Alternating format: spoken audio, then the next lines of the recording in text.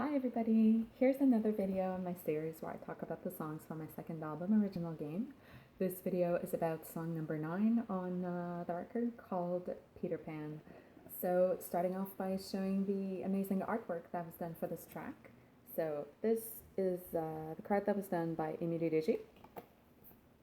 This is the card that was done by Audrey Desrosiers. This is the card that was done by Alex Bell. And this is the photograph that was taken as part of my creative collaboration with Montreal photographer Philip Faith. So, Peter Pan is a very special song for me. It's the only song on the album that is pretty much only keyboards and vocals. We had recorded some drums for it. And when I was listening to the track, before even putting on the bass, when I was listening to the track, which is the drums and the piano and the vocals, I felt that the drums were too much. I felt that the song was stronger by being more bare.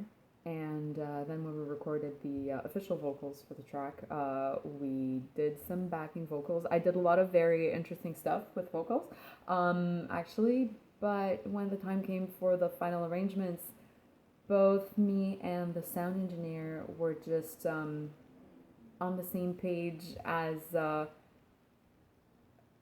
to the song just being more powerful by being as bare as possible. And then towards the end of the track, when you hear actual backing vocals happen, that was like the one spot where we were like, in that specific moment, that is exactly what the song needs and not more than that. So it's a lot. It was a lot for me to, actually say, okay, we're just going to put that out there as it is, just piano and a lead vocal. Had you told me back when I was recording my first album that on my second one I would have a song that would be only main vocals and keyboard, I would have not believed you. But then, yeah, Peter Pan is a very raw, honest, and real track that I guess, takes its power by being as bare and straight to the point as possible. The song itself, the title itself, Peter Pan, is basically about the Peter Pan complex, which is that complex of, the little boy not wanting to grow up kind of thing. It was my way for me to sort of really figure out how to have compassion for many people I had had in my life who, I guess, when the time came for me to actually say what I wanted out of that relationship, they would just turn out not to be ready. And then, we're coming from the character of Vicious that was introduced in song number 4, who's this very flirty, sexy, dirty boy that we go through the, lust phase and then the love phase and then the heartbreak of Sound of Nothing, crashing, and then Peter Pan, when I wrote it, I kind of had to take a step back from my own experience and really, so as to really understand where these people were coming from. And then, realizing that what I was presenting them with, this possibility of a relationship that was about evolving and growing up, so as to say, and that they weren't ready for that. Writing this song allowed me to just sort of make peace with what had happened. Because when people just aren't even at the point where they're willing to say sorry, at some point that's it. Like, you have to find your way of making peace with what happened, if only so as to be able to get yourself out.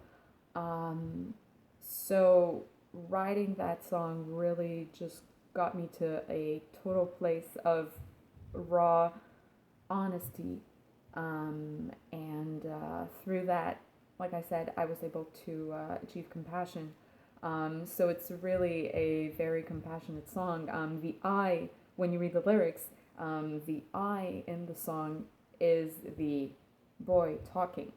And then it's, when you look at the photo and you look at the cards that were done, they all portray a boy. So that's basically the boy talking, saying, "This is why it couldn't happen," and here are, the here is where I am weak, and here is where I stand in my fear of vulnerability. Um, that was another of the songs that I had wanted a guy to sing, but the guy that I wanted to sing on the album wasn't available, so I ended up doing it myself. So, yeah, like I said, I think that,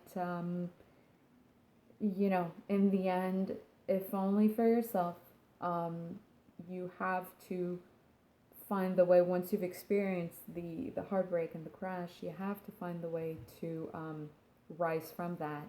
Um, and basically, the key to that is just compassion. So yeah, when I play Peter Pan live, I always it's a song that really gets me. It's always a very heartfelt moment. It's always a song where I myself end up feeling very vulnerable. It's, when I listen to it and when I play it live, it's almost like it's a reminder um, to acknowledge uh, the fears and the vulnerability of others. And remember that, in the end, the experience of a relationship is always, the two sides of the coin kind of thing. So, yeah, it's definitely a very special, soft, but very intense song in its raw, bare honesty. So, have a listen for yourself. You can download the track. You've got the links on the description box for Spotify, iTunes, and Bandcamp.